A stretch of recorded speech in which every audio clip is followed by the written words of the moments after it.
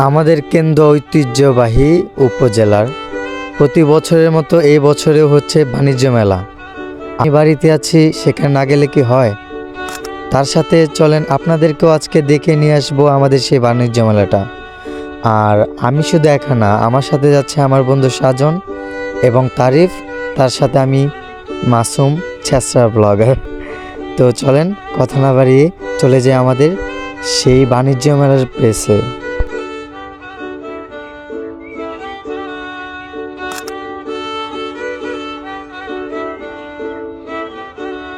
Finally এসে বললাম আমাদের সেই বাণিজ্য মেলায়, আর আসার সাথে সাথে দেখা হয়ে গেল আমাদের টেডির সাথে। আর টেডির সাথে দেখা হয়েছে, শুধু ভিডিও করব কেন, আমি ভিডিওতে না গেলে কি হয়? টেডির সাথে তুলতে চেয়েছিলাম পিক, কিন্তু আমার যে ভিডিও অন সেটা আমি জানতামই না। আর এখানে এসে আমার চোখে পড়লো স্মোক বিস্কিট, যেটা আমার খুব ফেভারিট, কিন্তু টেস্ট করা হয়নি, করব। আর এখানে মজার মজার আচার, সেই আচার দেখে প্রথমে আমার মুখে পানি। আর ফাস্ট ফুড, সেটা তো আমার চয়েসের খাবার, যদিও সাধ্যের বাইরে খুব কম খাই।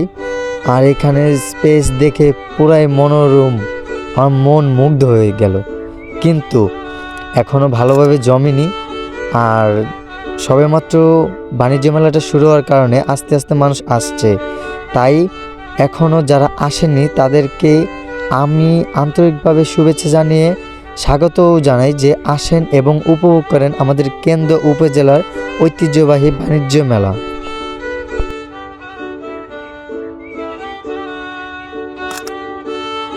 আর এখানে আমার ভাতিজা বাণিজ্য মেলায় এসে কাজের কাজ করছে, যেটা তার প্রতিদিনের কাজ, হ্যান্ডেল মারা, কিন্তু সে এখানে করে কাজের কাজ ভাবেই বাণিজ্য মেলাটাকে সে যেন আর ফুটিয়ে তুললো। সবাই উপভোগ করতে থাকলো দোলনার দুলনি।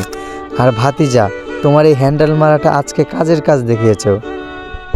আর বিশেষ করে আমি অবাক হয়েছি, আমাদের কেন্দ্র এই বাণিজ্য মেলায় নিয়ে আসা হয়েছে 3D আই প্রজেক্ট, কেউ মিস করেন না কিন্তু। আর তাছাড়া এই বাণিজ্য মেলাতে এসে আপনি আপনার দিনটিকেই পরিবর্তন করে আপনার মনের মতো করে উপভোগ করুন এবং এই বাণিজ্য মেলাটিকে প্রতিবারের মতোই নিয়ম শৃঙ্খলা মেনে সুষ্ঠু পরিবেশে কাটিয়ে দেওয়ার মতো পরিবেশ গড়ে তুলুন নিজ নিজ দায়িত্বে।